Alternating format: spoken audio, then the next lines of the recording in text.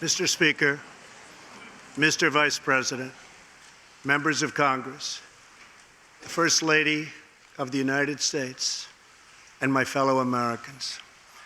Less than 1 year has passed since I first stood at this podium in this majestic chamber to speak on behalf of the American people and to address their concerns, their hopes, and their dreams. That night, our new administration had already taken very swift action. A new tide of optimism was already sweeping across our land.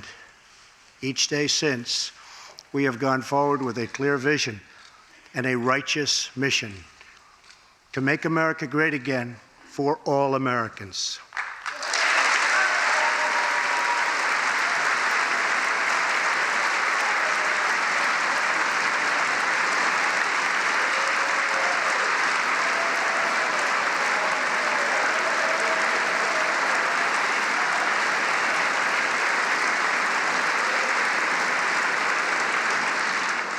Over the last year, we have made incredible progress and achieved extraordinary success.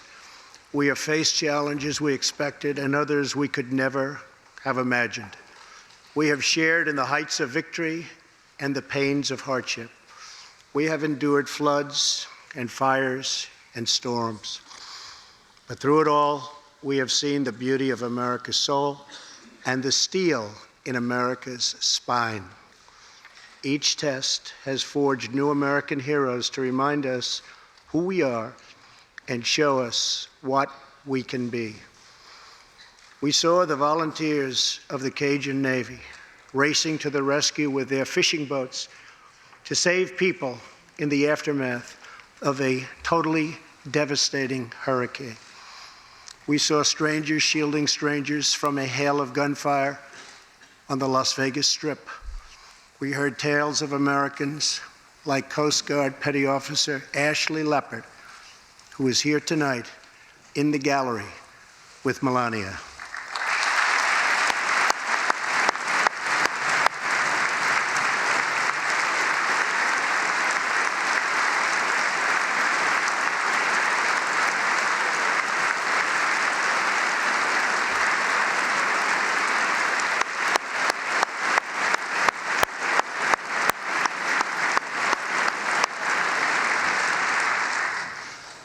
Ashley was aboard one of the first helicopters on the scene in Houston during the Hurricane Harvey. Through 18 hours of wind and rain, Ashley braved live power lines and deep water to help save more than 40 lives. Ashley, we all thank you. Thank you very much.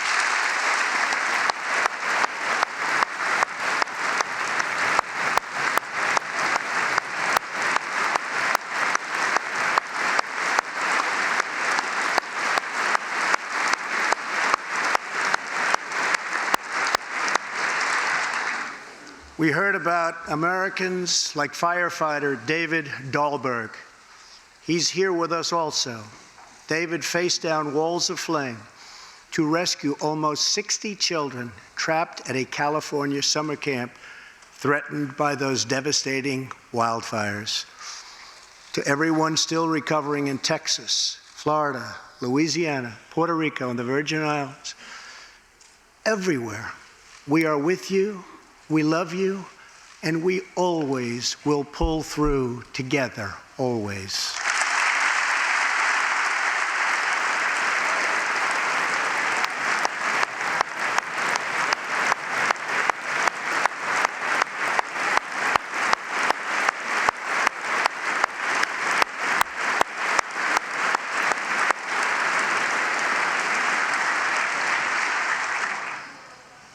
Thank you to David and the brave people of California. Thank you very much, David. Great job. Some trials over the past year touched this chamber very personally. With us tonight is one of the toughest people ever to serve in this House, a guy who took a bullet, almost died, and was back to work 3.5 months later, the legend from Louisiana, Congressman Steve Scalise.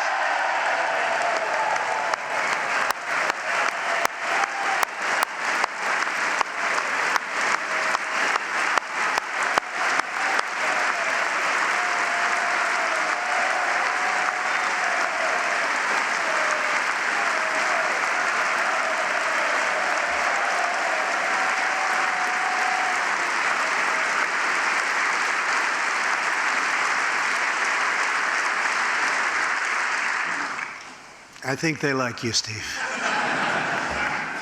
We're incredibly grateful for the heroic efforts of the Capitol police officers, the Alexandria police, and the doctors, nurses, and paramedics who saved his life and the lives of many others, some in this room. In the aftermath, yes.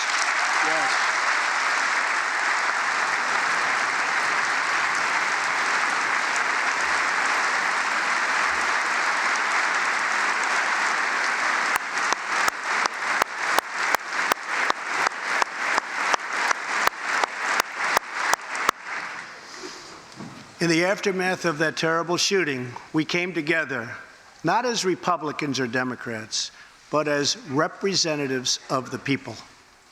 But it is not enough to come together only in times of tragedy. Tonight, I call upon all of us to set aside our differences, to seek out common ground, and to summon the unity we need to deliver for the people. This is really the key. These are the people we were elected to serve.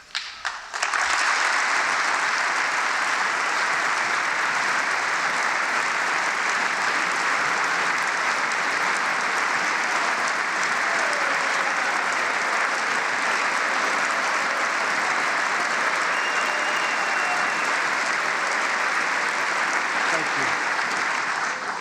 you. Over the last year, the world has seen what we always knew, that no people on earth are so fearless or daring or determined as Americans. If there is a mountain, we climb it. If there's a frontier, we cross it. If there's a challenge, we tame it. If there's an opportunity, we seize it.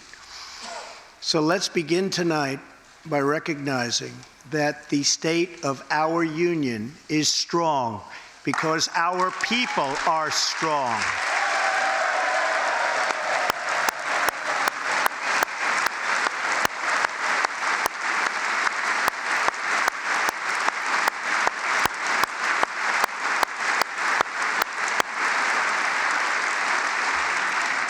And together we are building a safe, strong, and proud America. Since the election, we have created 2.4 million new jobs, including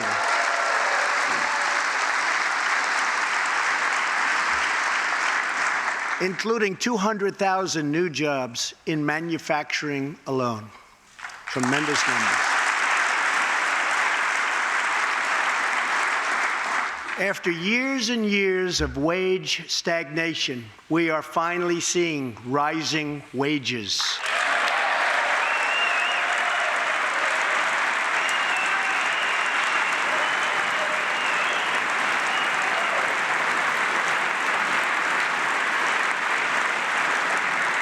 Unemployment claims have hit a 45-year low.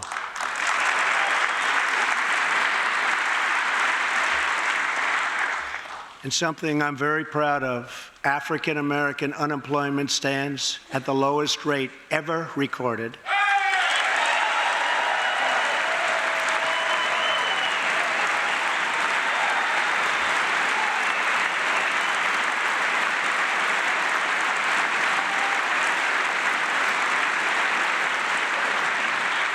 And Hispanic American unemployment has also reached the lowest levels in history.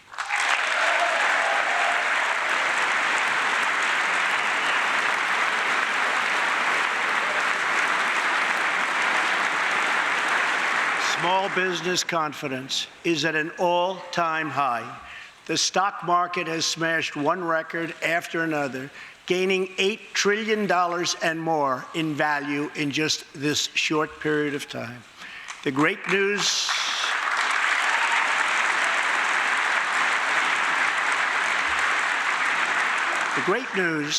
for Americans, 401k, retirement pension, and college savings accounts have gone through the roof.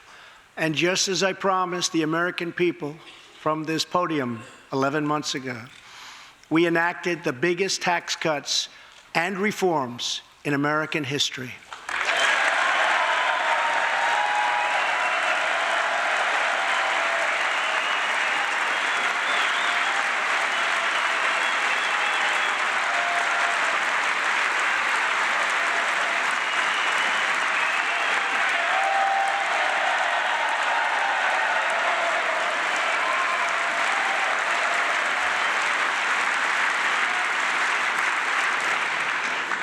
Our massive tax cuts provide tremendous relief for the middle class and small business.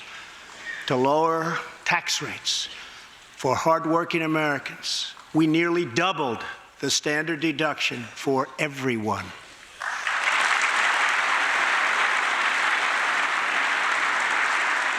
Now, the first $24,000 earned by a married couple is completely tax-free.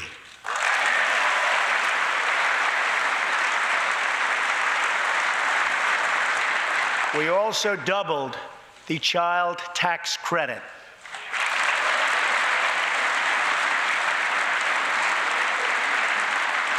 A typical family of four making $75,000 will see their tax bill reduced by $2,000, slashing their tax bill in half.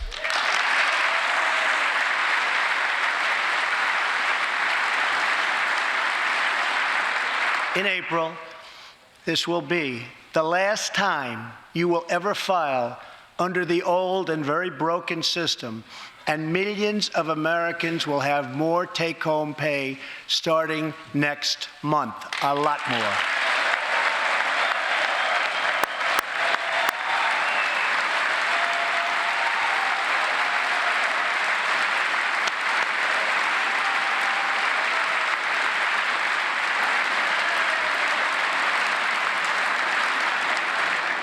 We eliminated an especially cruel tax that fell mostly on Americans making less than $50,000 a year, forcing them to pay tremendous penalties simply because they couldn't afford government-ordered health plans. We repealed the core of the disastrous Obamacare. The individual mandate is now gone. Thank you.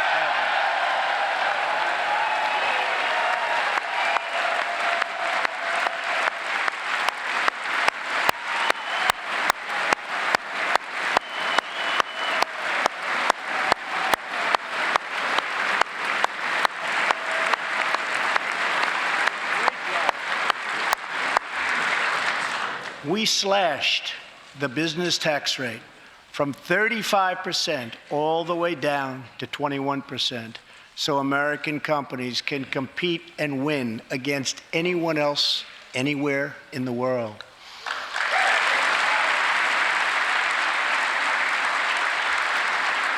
These changes alone are estimated to increase average family income by more than $4,000. A lot of money.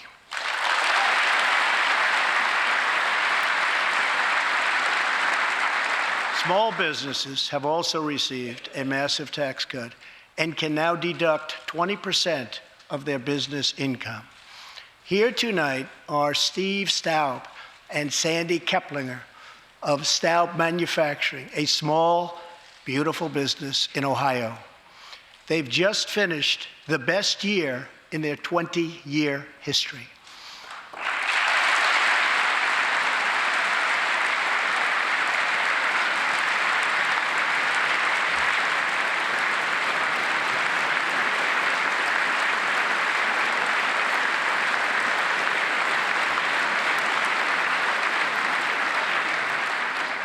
Because of tax reform, they are handing out raises, hiring an additional 14 people, and expanding into the building next door.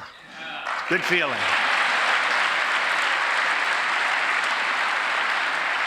One of Staub's employees, Corey Adams, is also with us tonight.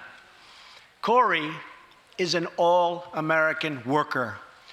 He supported himself through high school, lost his job during the 2008 recession, and was later hired by Staub, where he trained to become a welder. Like many hardworking Americans, Corey plans to invest his tax cut raise into his new home and his two daughters' education. Corey, please stand.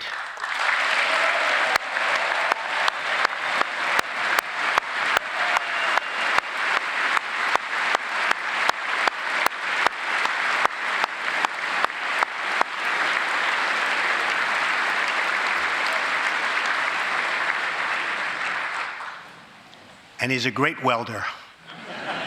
I was told that by the man that owns that company that's doing so well. So congratulations, Corey. Since we passed tax cuts, roughly 3 million workers have already gotten tax cut bonuses, many of them thousands and thousands of dollars per worker, and it's getting more every month, every week. Apple has just announced it plans to invest a total of $350 billion in America and hire another 20,000 workers.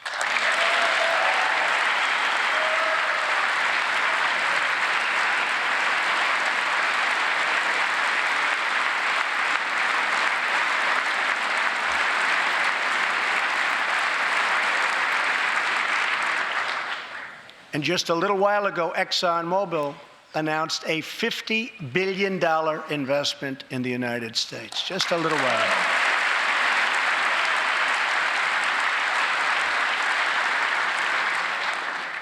This, in fact, is our new American moment.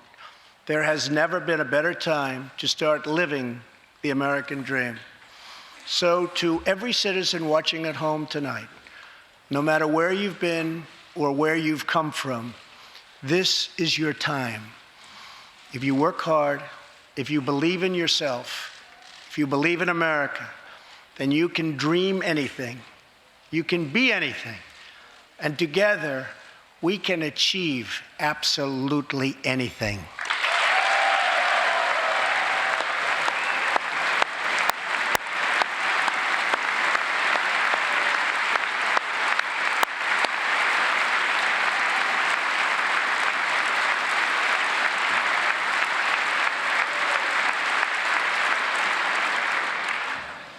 Tonight, I want to talk about what kind of future we're going to have and what kind of a nation we're going to be. All of us together as one team, one people, and one American family can do anything. We all share the same home, the same heart, the same destiny, and the same great American flag.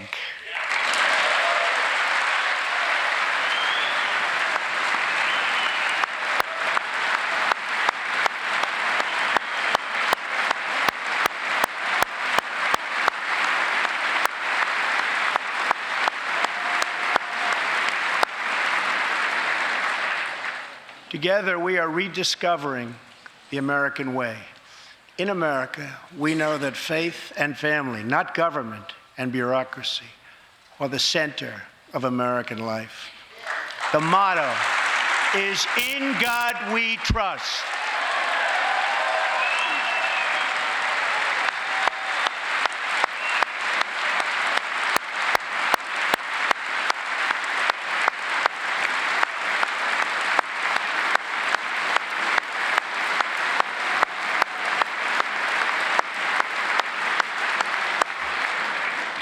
And we celebrate our police, our military, and our amazing veterans as heroes who deserve our total and unwavering support.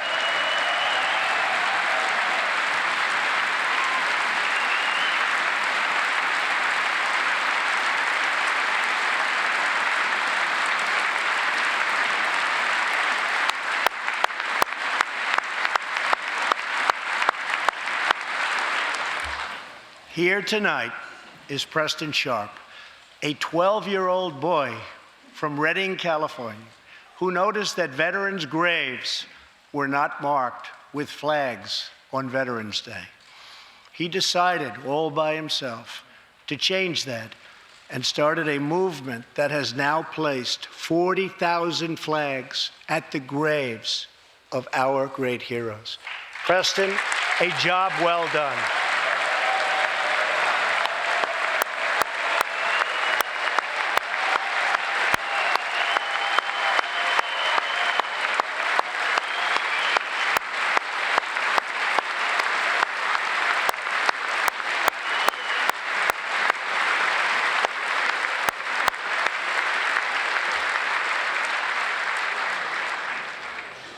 Young patriots like Preston teach all of us about our civic duty, as Americans. And I met Preston a little while ago, and he is something very special that I can tell you. Great future. Thank you very much for all you've done, Preston. Thank you very much. Preston's reverence for those who have served our nation reminds us of why we salute our flag, why we put our hands on our hearts for the Pledge of Allegiance, and why we proudly stand for the national anthem.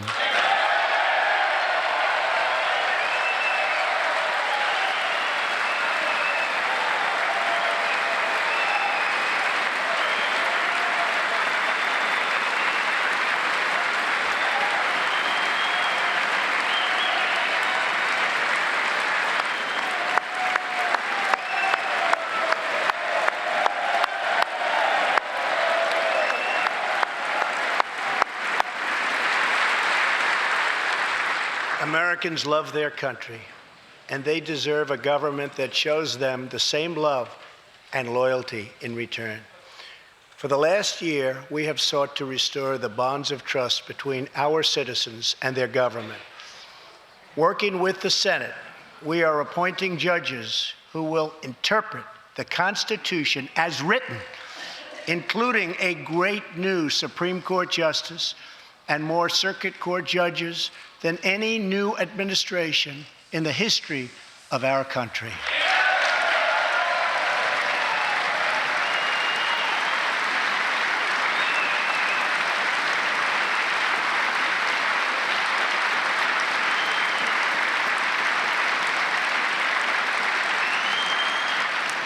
We are totally defending our Second Amendment and have taken historic actions to protect religious liberty.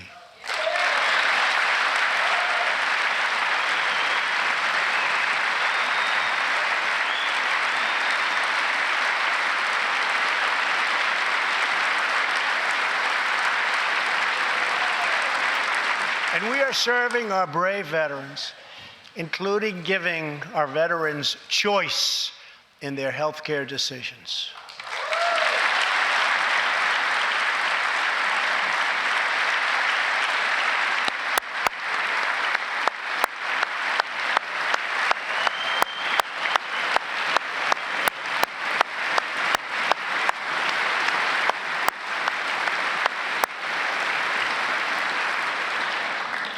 Last year, Congress also passed, and I signed, the landmark VA Accountability Act.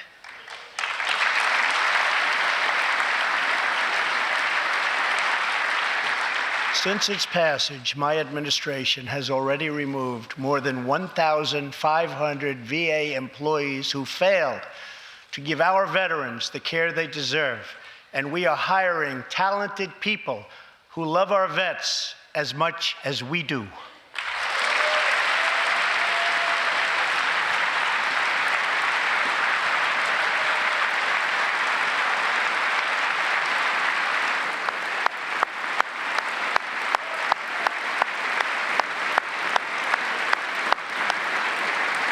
And I will not stop until our veterans are properly taken care of, which has been my promise to them from the very beginning of this great journey.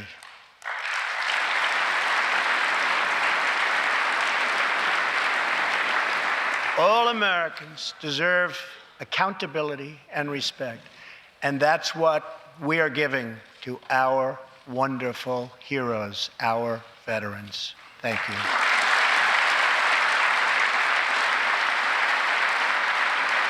So tonight I call on Congress to empower every cabinet secretary with the authority to reward good workers and to remove federal employees who undermine the public trust or fail the American people.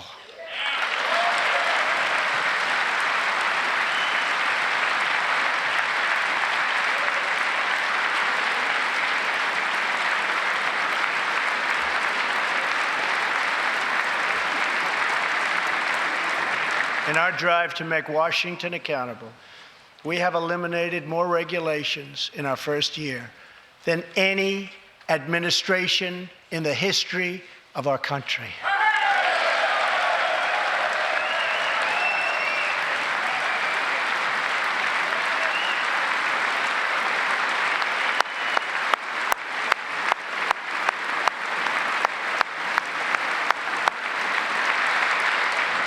We have ended the war on American energy, and we have ended the war on beautiful, clean coal.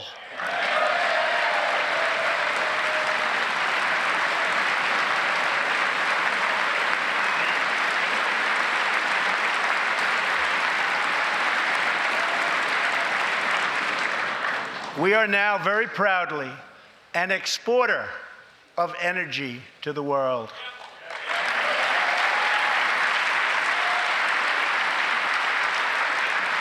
In Detroit, I halted government mandates that crippled America's great, beautiful auto workers so that we can get Motor City revving its engines again, and that's what's happening.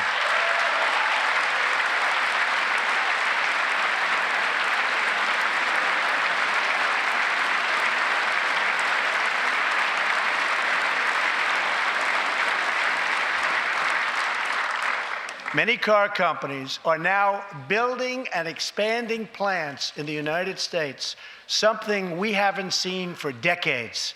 Chrysler is moving a major plant from Mexico to Michigan. Toyota and Mazda are opening up a plant in Alabama, a big one, and we haven't seen this in a long time. It's all coming back.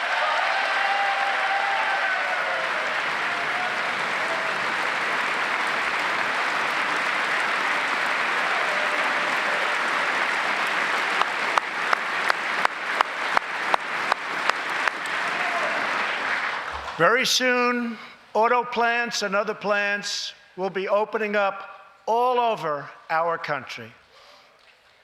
This is all news Americans are totally unaccustomed to hearing. For many years, companies and jobs were only leaving us. But now, they are roaring back, they're coming back, they want to be where the action is, they want to be in the United States of America. That's where they want to be.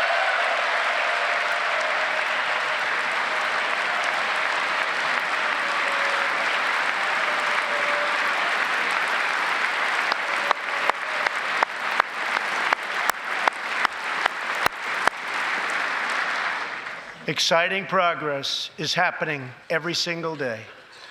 To speed access to breakthrough cures and affordable generic drugs, last year, the FDA approved more new and generic drugs and medical devices than ever before in our country's history.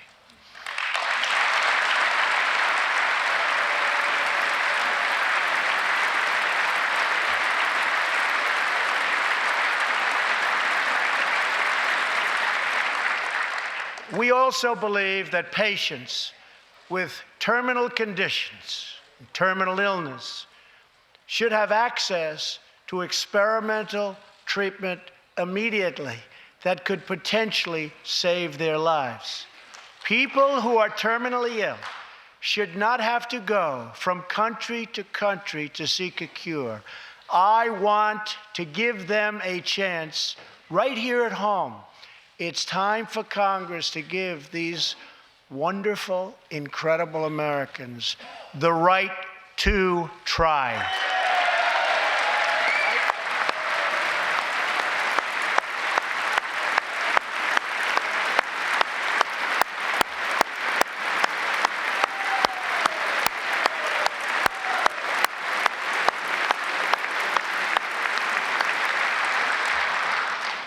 One of my greatest priorities is to reduce the price of prescription drugs.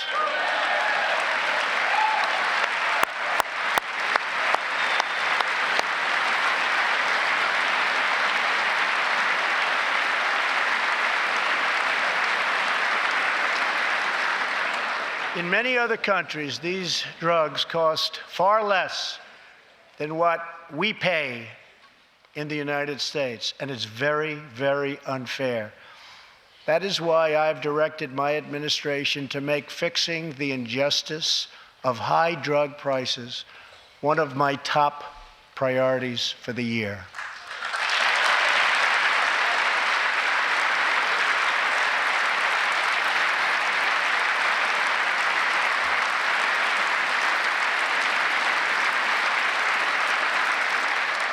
and prices will come down substantially.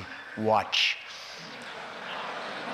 America has also finally turned the page on decades of unfair trade deals that sacrificed our prosperity and shipped away our companies, our jobs, and our wealth. Our nation has lost its wealth, but we're getting it back so fast. The era of economic surrender is totally over. From now on, we expect trading relationships to be fair and, very importantly, reciprocal.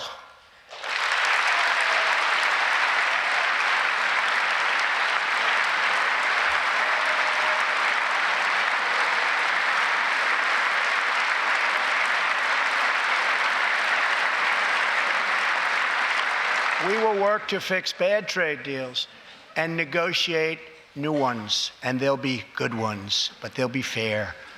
And we will protect American workers and American intellectual property through strong enforcement of our trade rules.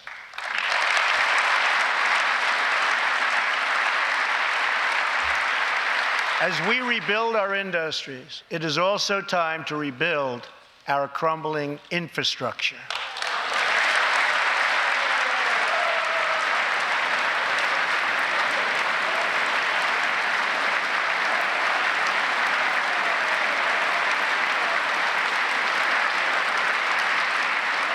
America is a nation of builders.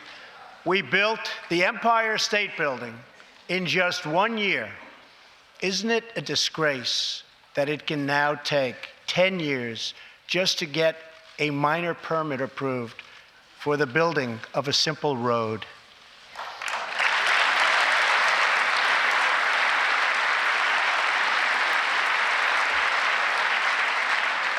I am asking both parties to come together to give us safe, fast, reliable, and modern infrastructure that our economy needs and our people deserve.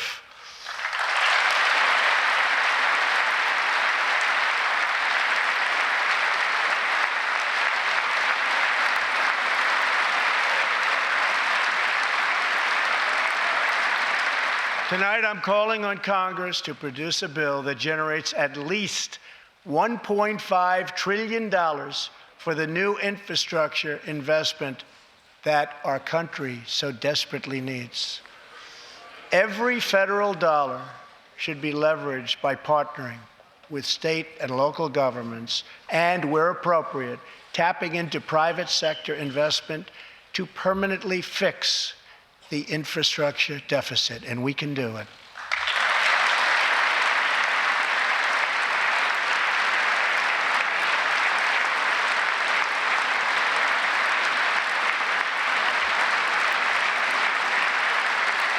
Any bill must also streamline the permitting and approval process, getting it down to no more than 2 years and perhaps even 1. Together, we can reclaim our great building heritage.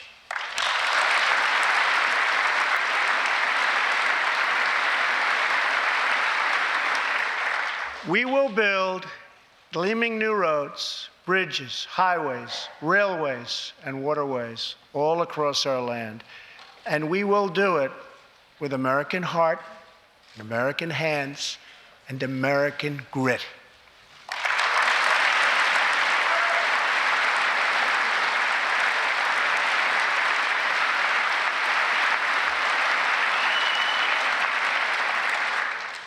We want every American to know the dignity of a hard day's work. We want every child to be safe in their home at night. And we want every citizen to be proud of this land that we all love so much. We can lift our citizens from welfare to work, from dependence to independence, and from poverty to prosperity. As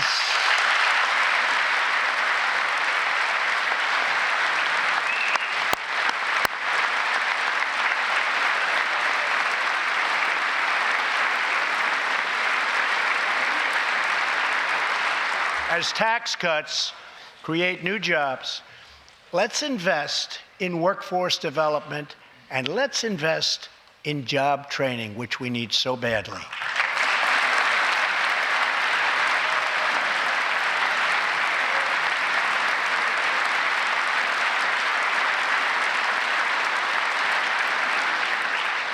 Let's open great vocational schools so our future workers can learn a craft and realize their full potential.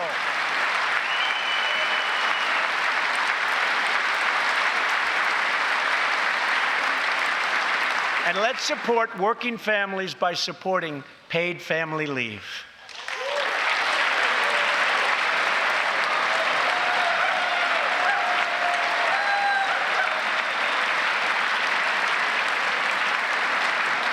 As America regains its strength, opportunity must be extended to all citizens.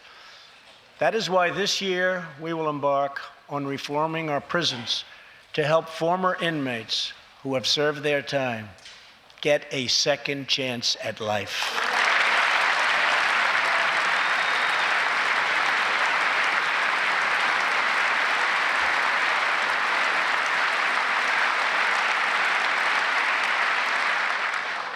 Struggling communities, especially immigrant communities, will also be helped by immigration policies that focus on the best interests of American workers and American families.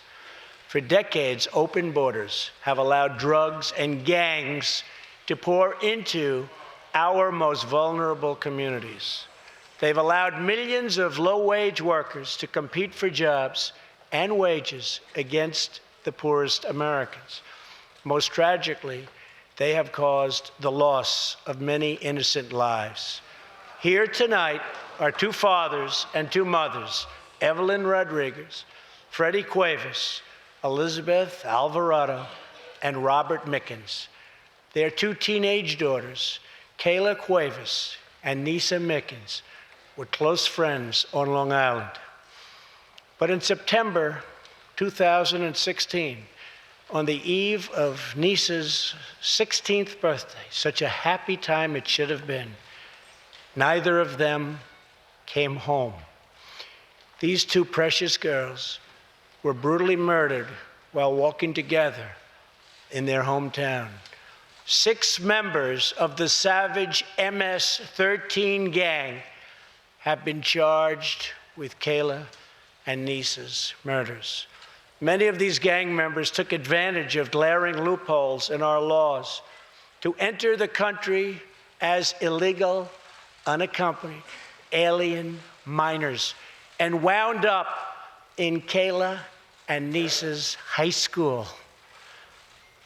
Evelyn, Elizabeth, Freddie, and Robert, tonight everyone in this chamber is praying for you. Everyone in America is grieving for you. Please stand. Thank you very much.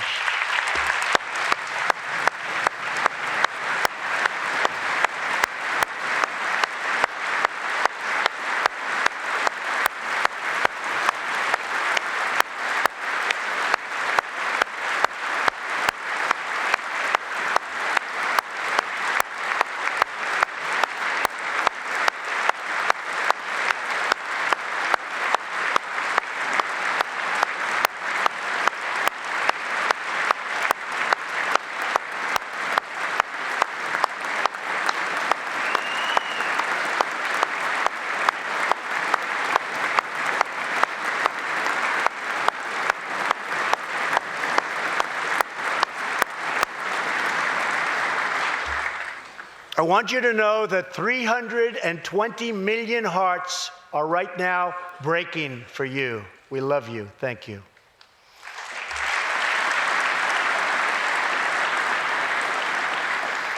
While we cannot imagine the depths of that kind of sorrow, we can make sure that other families never have to endure this kind of pain.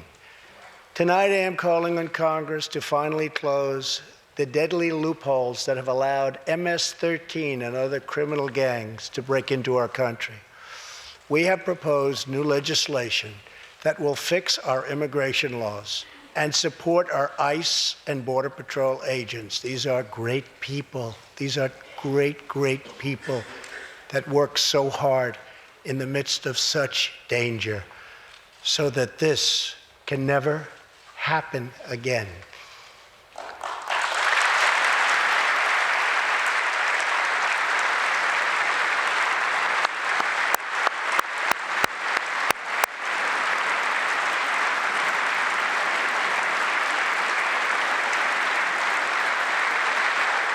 The United States is a compassionate nation. We are proud that we do more than any other country anywhere in the world to help the needy, the struggling, and the underprivileged all over the world. But as President of the United States, my highest loyalty, my greatest compassion, my constant concern is for America's children, America's struggling workers, and America's forgotten communities. I want our youth to grow up, to achieve great things. I want our poor to have their chance to rise. So tonight, I am extending an open hand to work with members of both parties, Democrats and Republicans, to protect our citizens of every background, color, religion, and creed.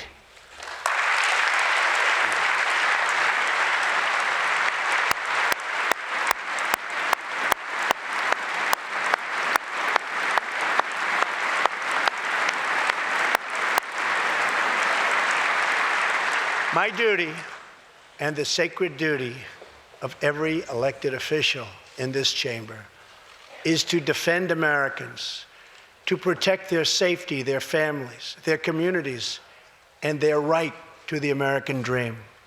Because Americans are dreamers too.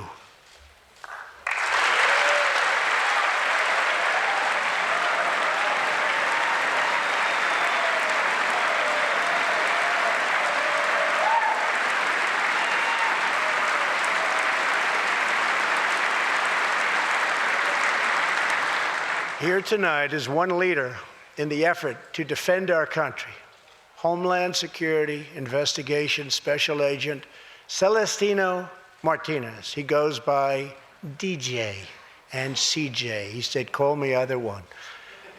So we'll call you CJ.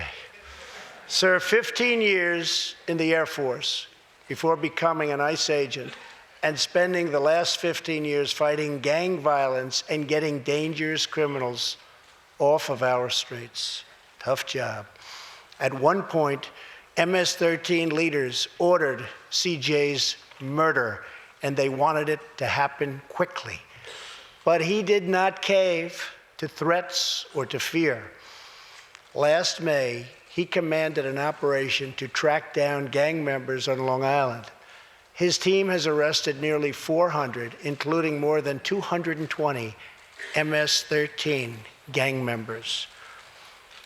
And I have to tell you, what the Border Patrol and ICE have done, we have sent thousands and thousands and thousands of MS-13 horrible people out of this country or into our prisons. So I just want to congratulate you, CJ. You're a brave guy. Thank you very much.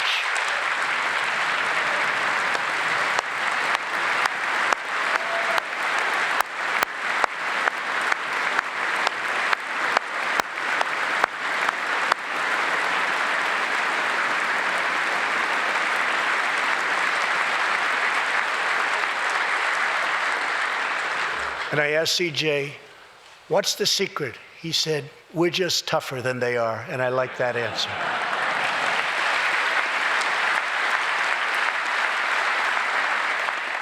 Now let's get Congress to send you, and all of the people in this great chamber have to do it. We have no choice. CJ, we're going to send you reinforcements, and we're going to send them to you quickly. It's what you need.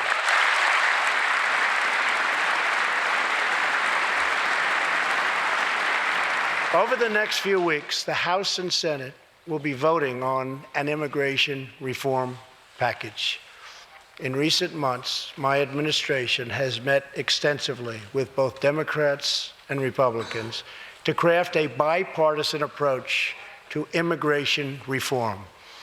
Based on these discussions, we presented Congress with a detailed proposal that should be supported by both parties as a fair compromise, one where nobody gets everything they want, but where our country gets the critical reforms it needs and must have.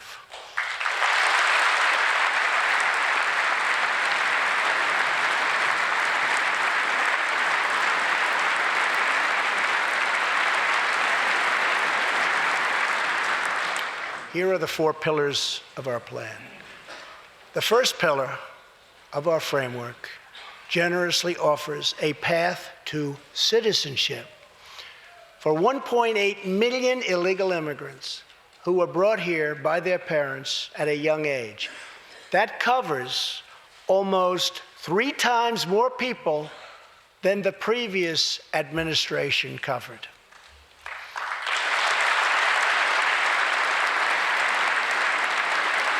Under our plan, those who meet education and work requirements and show good moral character will be able to become full citizens of the United States over a 12-year period.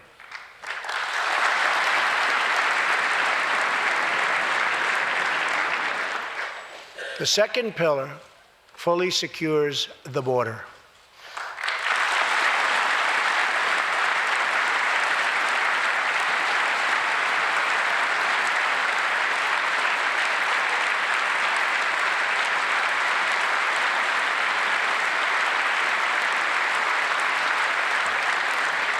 That means building a great wall on the southern border, and it means hiring more heroes like CJ to keep our communities safe.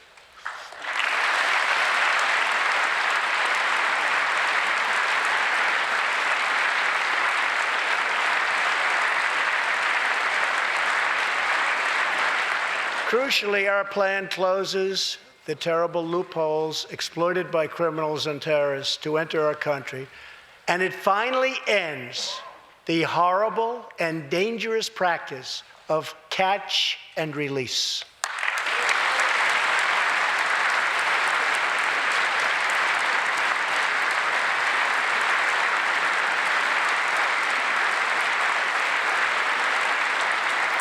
The third pillar ends the visa lottery, a program that randomly hands out green cards without any regard for skill, merit, or the safety of American people.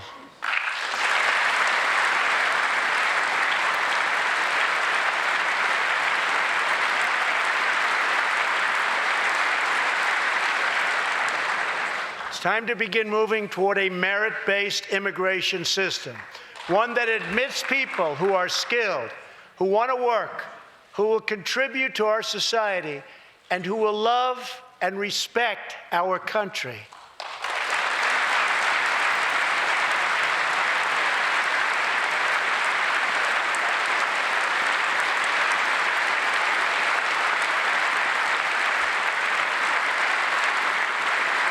The fourth and final pillar protects the nuclear family by ending chain migration.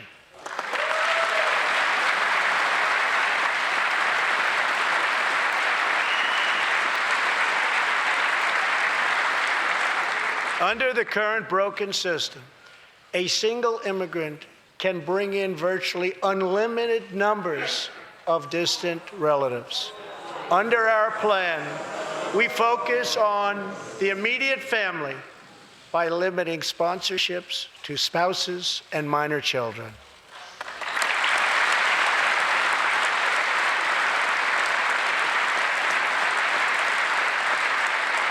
This vital reform is necessary not just for our economy, but for our security and for the future of America. In recent weeks, 2 terrorist attacks in New York were made possible by the visa lottery and chain migration. In the age of terrorism, these programs present risks we can just no longer afford. It's time to reform.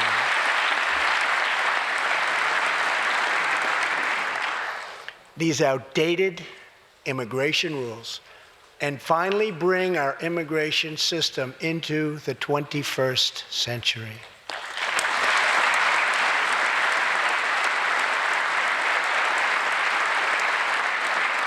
These four pillars represent a down-the-middle compromise and one that will create a safe, modern, and lawful immigration system.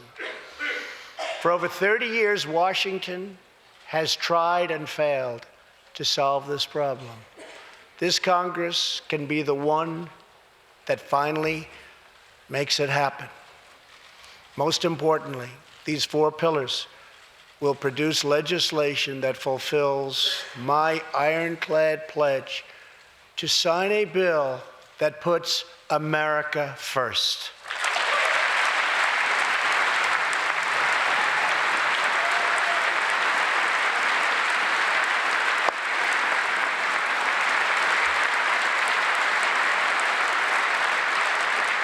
So let's come together, set politics aside, and finally get the job done.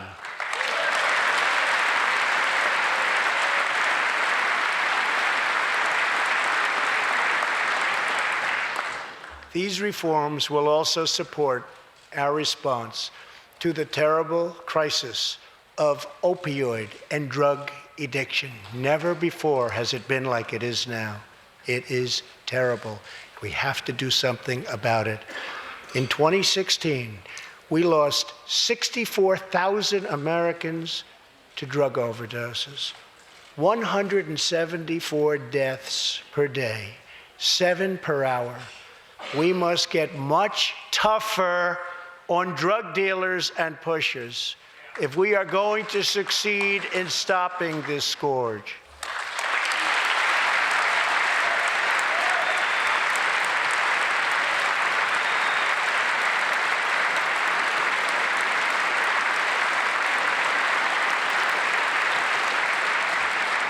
My administration is committed to fighting the drug epidemic and helping get treatment for those in need, for those who have been so terribly hurt.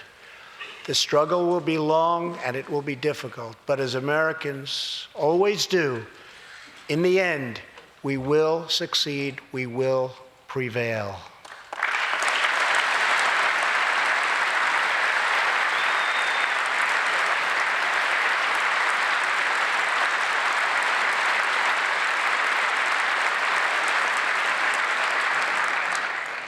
As we have seen tonight, the most difficult challenges bring out the best in America. We see a vivid expression of this truth in the story of the Holetz family of New Mexico. Ryan Holetz is 27 years old, an officer with the Albuquerque Police Department. He's here tonight with his wife, Rebecca.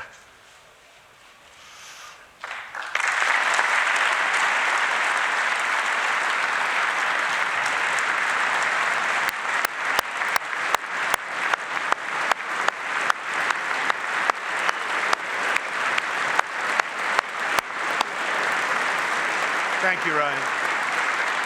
Last year, Ryan was on duty when he saw a pregnant, homeless woman preparing to inject heroin. When Ryan told her she was going to harm her unborn child, she began to weep. She told him she didn't know where to turn, but badly wanted a safe home for her baby. In that moment, Ryan said he felt God speak to him. You will do it because you can. He heard those words. He took out a picture of his wife and their 4 kids. Then he went home to tell his wife, Rebecca. In an instant, she agreed to adopt. The Holetz named their new daughter Hope. Ryan and Rebecca, you embody the goodness of our nation. Thank you.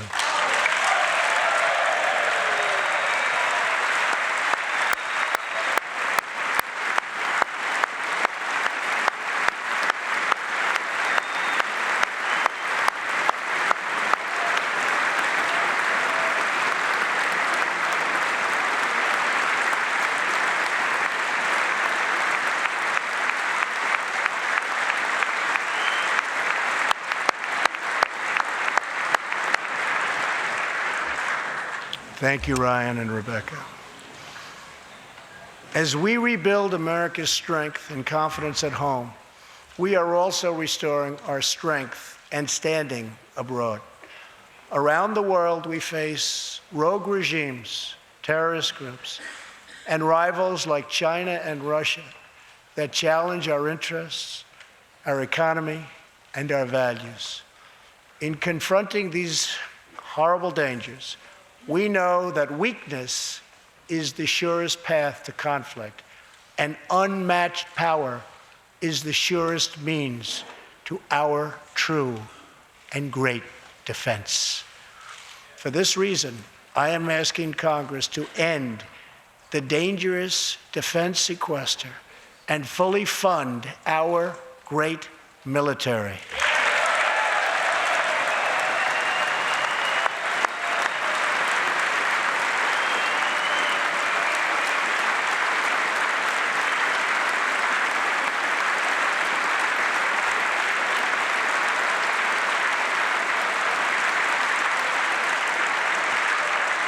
As part of our defense, we must modernize and rebuild our nuclear arsenal, hopefully never having to use it, but making it so strong and so powerful that it will deter any acts of aggression by any other nation or anyone else.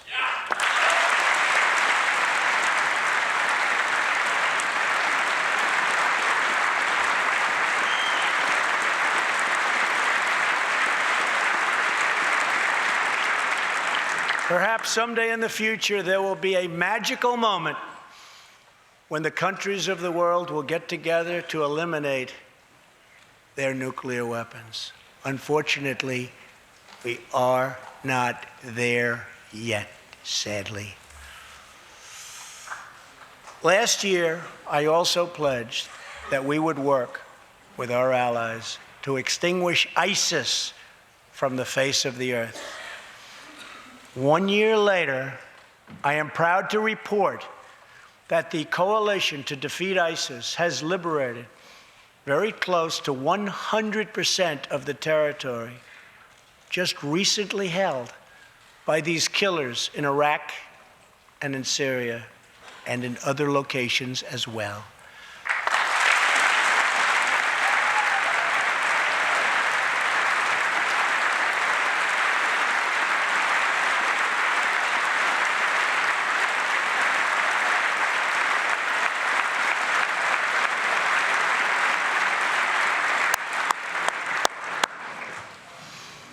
But there is much more work to be done. We will continue our fight until ISIS is defeated. Army Staff Sergeant Justin Peck is here tonight.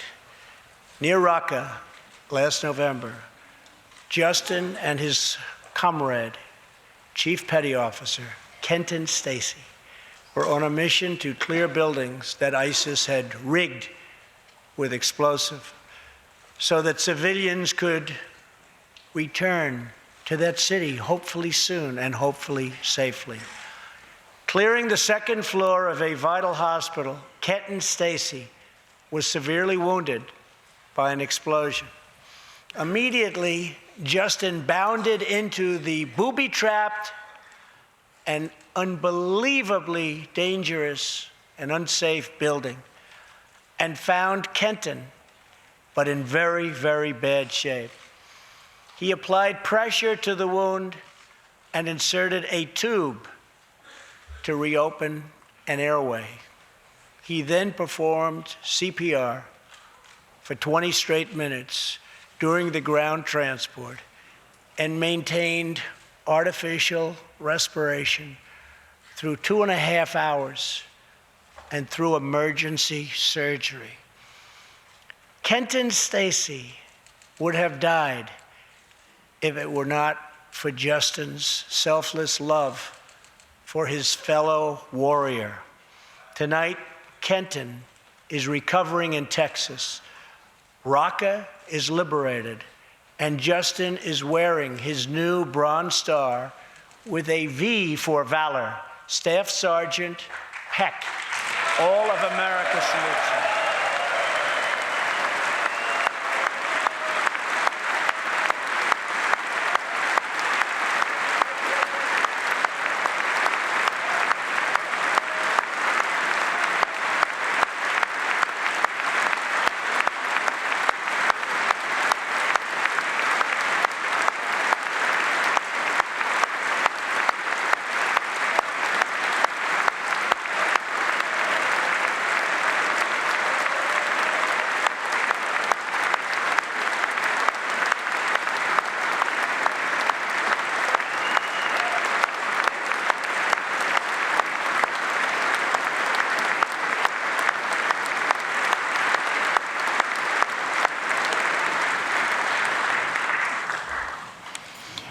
Terrorists who do things like place bombs in civilian hospitals are evil. When possible, we have no choice but to annihilate them. When necessary, we must be able to detain and question them. But we must be clear, terrorists are not merely criminals. They are unlawful enemy combatants.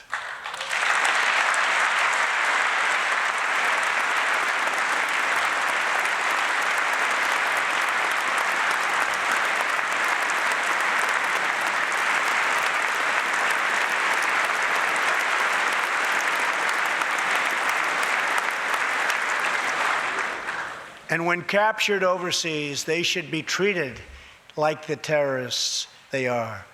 In the past, we have foolishly released hundreds and hundreds of dangerous terrorists, only to meet them again on the battlefield, including the ISIS leader, al-Baghdadi, who we captured, who we had, who we released. So today, I'm keeping another promise.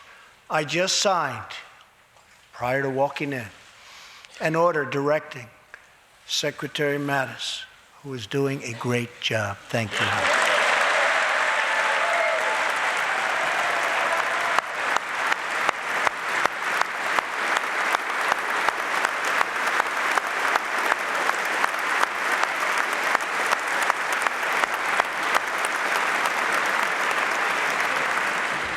To re-examine our military detention policy and to keep open the detention facilities in Guantanamo Bay.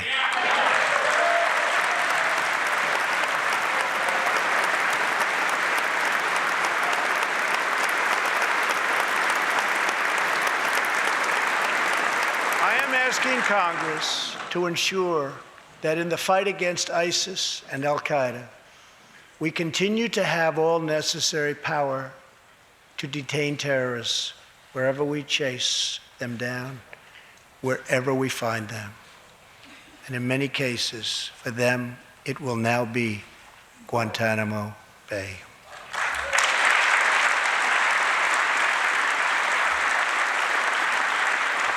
At the same time, as of a few months ago, our warriors in Afghanistan have new rules of engagement.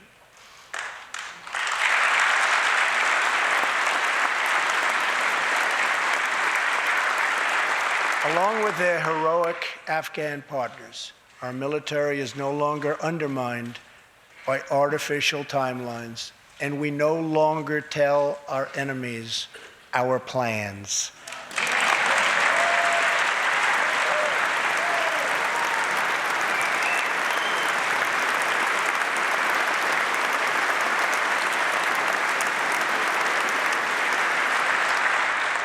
Last month, I also took an action endorsed unanimously by the U.S. Senate just months before. I recognized Jerusalem as the capital of Israel.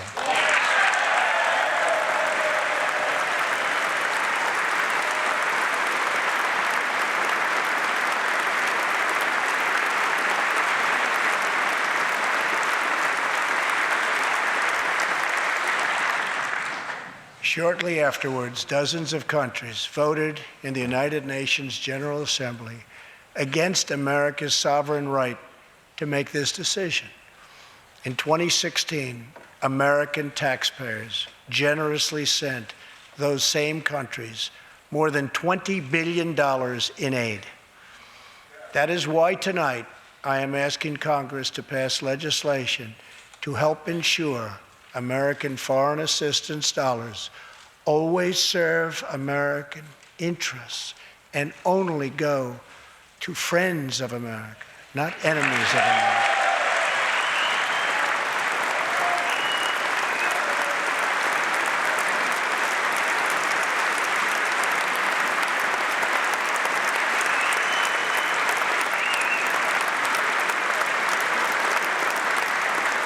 As we strengthen friendships all around the world, we are also restoring clarity about our adversaries.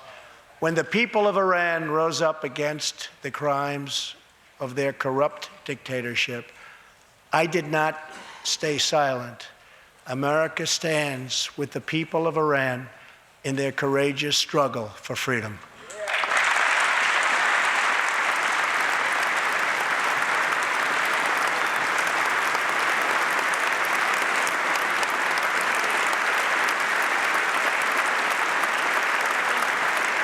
I am asking Congress to address the fundamental flaws in the terrible Iran nuclear deal. My administration has also imposed tough sanctions on the communist and socialist dictatorships in Cuba and Venezuela.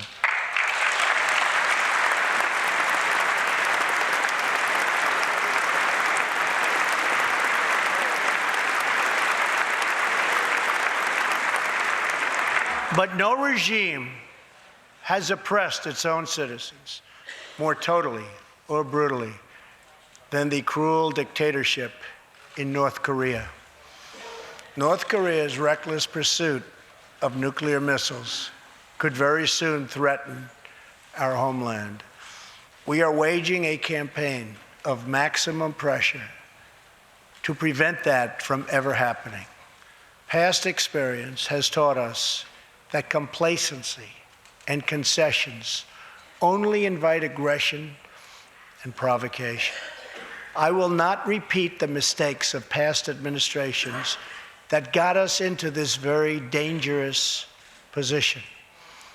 We need only look at the depraved character of the North Korean regime to understand the nature of the nuclear threat it could pose to America and to our allies. Otto Warmbier was a hard-working student at the University of Virginia, and a great student he was. On his way to study abroad in Asia, Otto joined a tour to North Korea. At its conclusion, this wonderful young man was arrested and charged with crimes against the state. After a shameful trial, the dictatorship sentenced Otto to 15 years of hard labor before returning him to America last June, horribly injured and on the verge of death. He passed away just days after his return. Otto's wonderful parents, Fred and Cindy Warmbier, are here with us tonight, along with Otto's brother and sister, Austin and Greta. Please.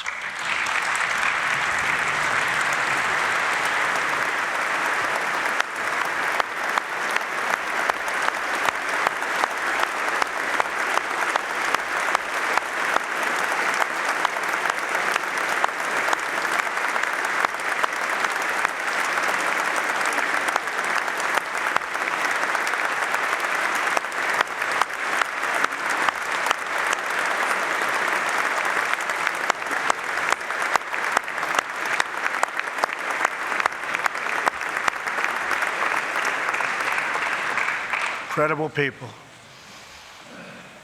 You are powerful witnesses to a menace that threatens our world, and your strength truly inspires us all. Thank you very much. Thank you.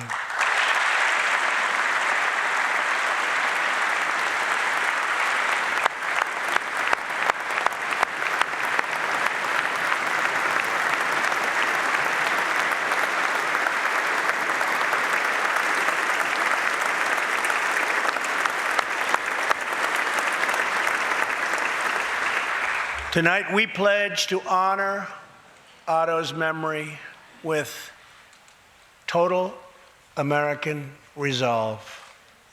Thank you. Finally,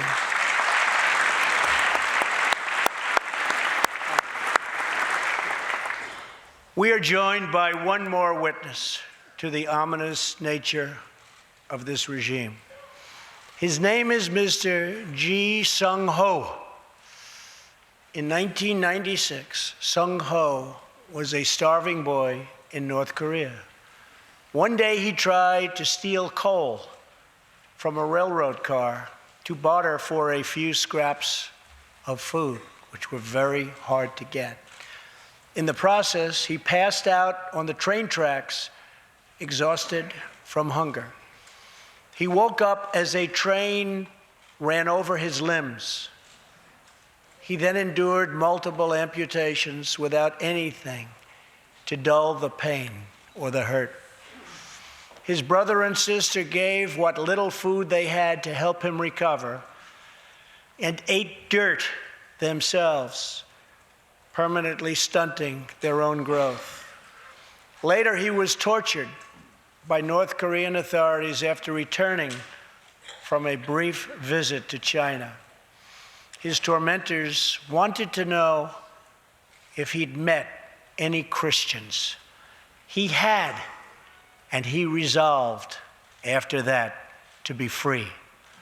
Sung Ho traveled thousands of miles on crutches all across China and Southeast Asia to freedom. Most of his family followed. His father was caught trying to escape and was tortured to death.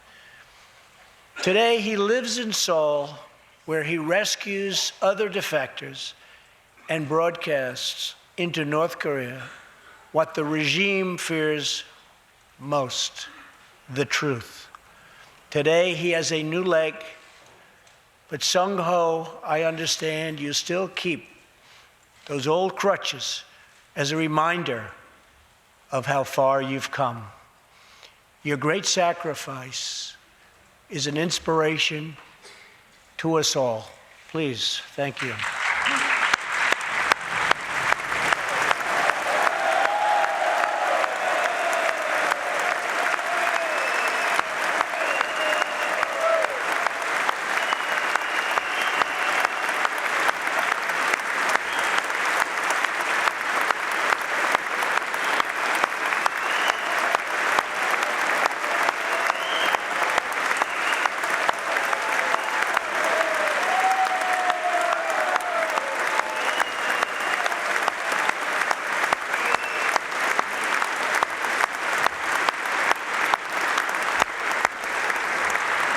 Sung Ho's story is a testament to the yearning of every human soul to live in freedom. It was that same yearning for freedom that nearly 250 years ago gave birth to a special place called America. It was a small cluster of colonies caught between a great ocean and a vast wilderness. It was home to an incredible people with a revolutionary idea that they could rule themselves, that they could chart their own destiny, and that together they could light up the entire world. That is what our country has always been about. That is what Americans have always stood for, always strived for, and always done. Atop the dome of this Capitol stands the Statue of Freedom. She stands tall and dignified among the monuments to our ancestors who fought and lived and died to protect her. Monuments to Washington and Jefferson and Lincoln and King.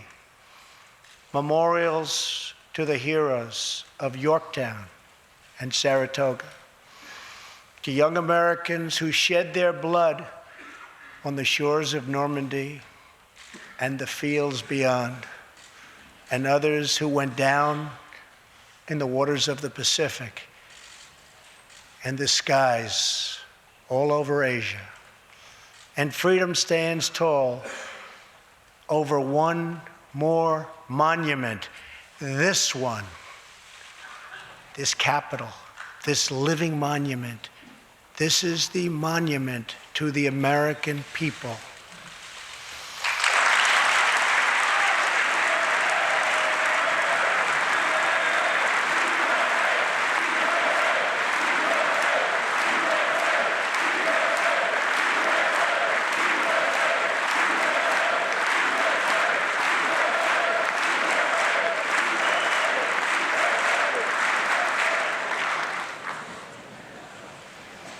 We're a people whose heroes live not only in the past, but all around us, defending hope, pride, and defending the American way.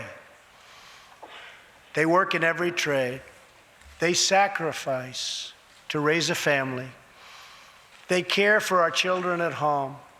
They defend our flag abroad. And they are strong moms and brave kids. They are firefighters and police officers and border agents, medics and Marines.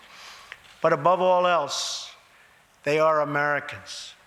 And this capital, this city, this nation belongs entirely to them.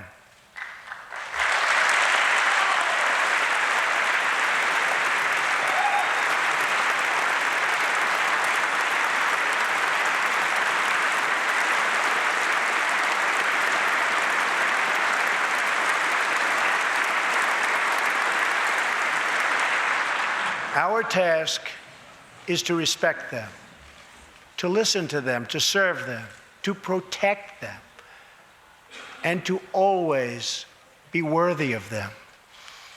Americans fill the world with art and music.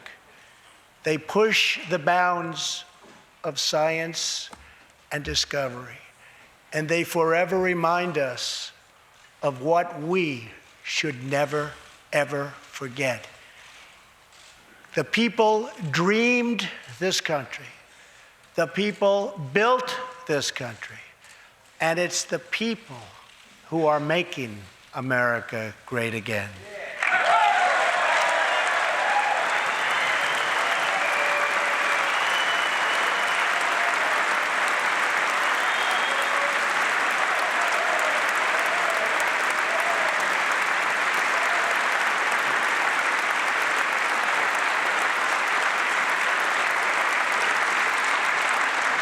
As long as we are proud of who we are and what we are fighting for, there is nothing we cannot achieve. As long as we have confidence in our values, faith in our citizens, and trust in our God, we will never fail. Our families will thrive. Our people will prosper.